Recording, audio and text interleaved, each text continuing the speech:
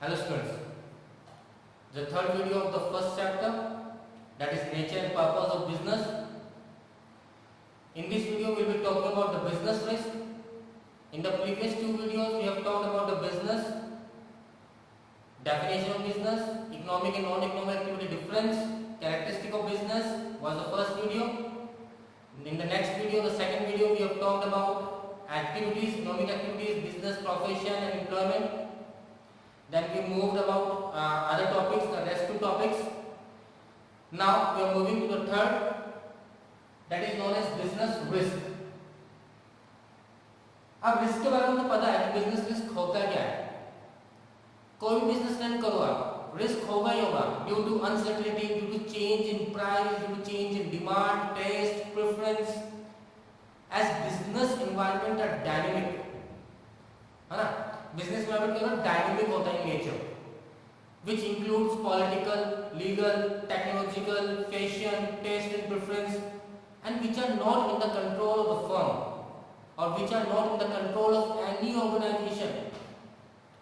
So every time there is an element of risk is always there in the business, whether it's a small level business or it's a large scale business. The risk fluctuate just because if you're a small scale business, the risk of the risk may be a small nature, the risk will not be a huge amount. Where you are a large scale business, where you are going into a new joint venture, when you are going to start a large scale business, and if the business does not run in the manner you have thought, then the whole amount and the whole effort that you have put into that business will be in a loss, will be in a vain. So just like when we have started the first video, when we have taken the first class, I have give you definition of the business. We will here also start the definition of business risk, and then it will be very easy for us to understand the next other points. So what is business risk? The definition says, take out your pen and notebook and note down it. The possibility of inadequate profit or even loss due to uncertainty or unexpected events. Okay, so definition says the possibility of inadequate profit. Inadequate profit means जितना आपने profit सोचा उतना नहीं कमाया. आपने सोचा कि यार आज हम 10,000 रुपये कमा लेंगे, पर आप 5,000 या 7,000 रुपये कमाए, तो inadequate profit हो गया. प्रॉफिट तो है पर जितना चाहे उतना नहीं हुआ, that is inadequate profit. या फिर और लॉस, प्रॉफिट तो हुआ ही नहीं पर आपको क्या हो गया, लॉस हो गया. Clear? So it says the possibility of inadequate profit or even loss due to. क्यों होगा लॉस? भाई आपको जो चीज पता है, आपको जो जानकारी होती है तो आपको तैयारी करने की होगी. लॉस क्यों होगा? Due to uncertain event. वो चीज जिसके बारे में आप सोचे नहीं, वो चीज जो आप सोचते नहीं हो ऐसा कुछ हो जाएगा क्या. Just today scenario, corona virus को लेकर किसी ने सोचा कितना बड़ा लॉकडाउन हो जाएगा, 21 डेज हम घर पे रहेंगे, उसके बाद भी हो सकता है हम 20 डेज और घर में रहेंगे. किसी ने इमेजिन किया, किसी ने इसके लिए तैयारी की थी? नहीं. ये अनसर्टेनिटी है. क्लियर? ऐसा इवेंट जिसके बारे में कोई सोचता नहीं है, अनसडनली ऐसा हो जाता है. मान लीजिए फ्लड आ जाए, अर्थक्वेक आ जाए, कोई अर्थक्वेक के लिए तैयार रहता है क्या? नहीं रह सकता ना. तो these are the reason which are uncertain, which you can not predict, और for the things which can not be prepared in advance.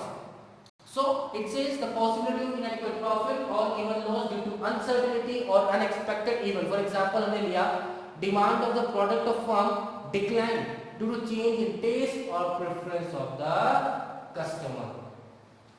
एक प्रोडक्ट ने, किसी फर्म ने कोई प्रोडक्ट बनाया, वो पहले बहुत अच्छा चला मार्केट के अंदर, बाद में लोगों की टेस्ट प्रेफरेंस चेंज हो गया, लोग दूसरे प्रोडक्ट की तरफ मूव हो गए और वो मार्केट से आउट हो गया.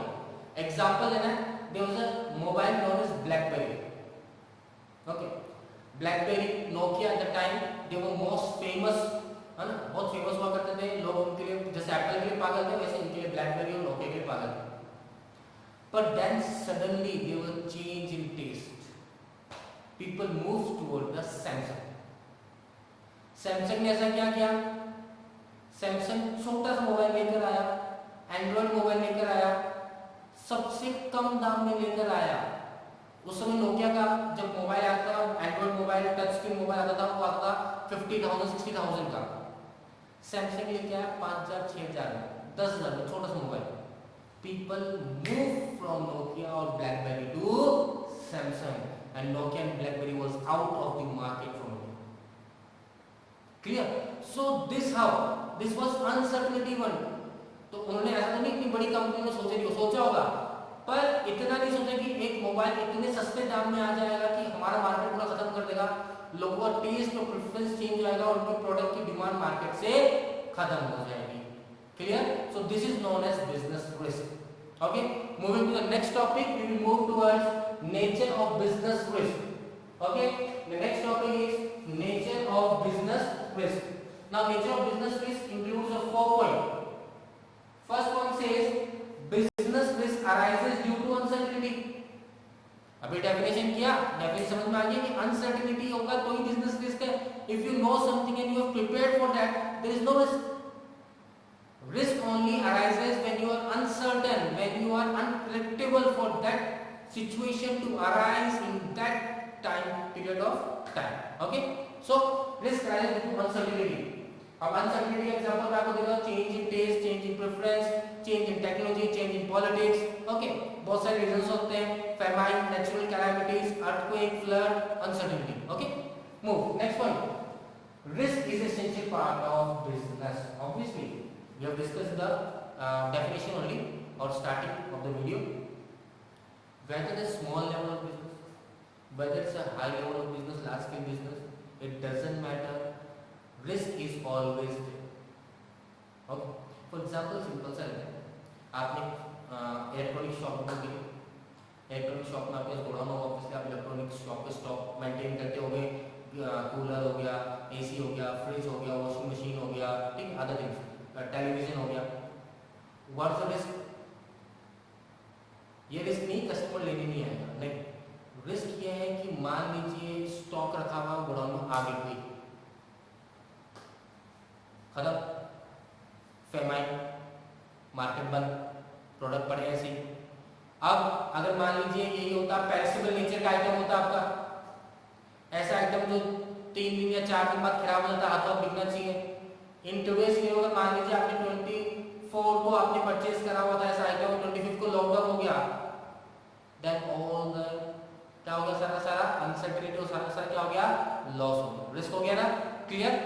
तो third point, degree of risk depend upon the nature the size of business. मैं एक्सप्लेन कर दिया आपको कि डिग्री ऑफ रिस्क किस पर डिपेंड करता है, नेचर एंड साइज। नेचर को लेके बात करते हैं, मान लीजिए फैशन इंडस्ट्री है, टेक्सटाइल इंडस्ट्री, उसका नेचर ऐसा है बहुत जल्दी लोगों का टेस्ट और प्रेफरेंस चेंज होता है, ठीक है, बहुत जल्दी लोग अपना क्या करते हैं, पहनने का तरीका या जो फैशन हो वो जल्दी चेंज होता है, चेंज होते ही जो पुराने कपड़े बने हुए होते हैं वो क्या होता है, आउट ऑफ मार्केट स्टॉक से खत्म हो जाते हैं। या फिर साइज ऑफ बिजनेस पे भी डिपेंड करता है। मैं बता चुका हूँ साइज ऑफ बिजनेस को लेकर, स्मॉल लेवल बिजनेस है आपका, स्मॉल स्केल बिजनेस है, रिस्क की साइज क्या हो जाएगी, स्मॉल हो जाएगी। अगर आपका लार्ज स्केल बिजनेस है, the size of the risk will be higher. Okay, now fourth point, profit is the reward for risk taking. In the last video I have explained you regarding this. Until unless there is no risk, there is no profit. Old age कहना है ये कि जितना risk लोगे उतना ही profit कमाओगे।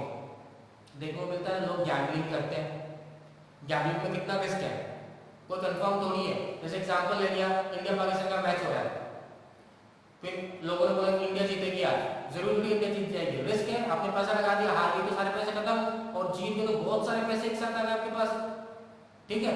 तो uncertainty है, totally क्या है, तो risk is the reward for risk taking. Profit जो है वो क्या रिवॉर्ड है, रिस्क टेकिंग है। जितना ज्यादा रिस्क लोगे उतना ज्यादा प्रॉफिट कमाने के चांसेस होते हैं। Clear? Moving to the next topic, that is cause of business risk. What are the reasons for the business risk? Business risk के कारण क्या है, 4 रीजन हो सकते हैं, ह्यूमन, इकोनॉमिक, अदर कॉजेस के अंदर ले लेते हैं हम, और नेचुरल कॉजेस को लेते हैं।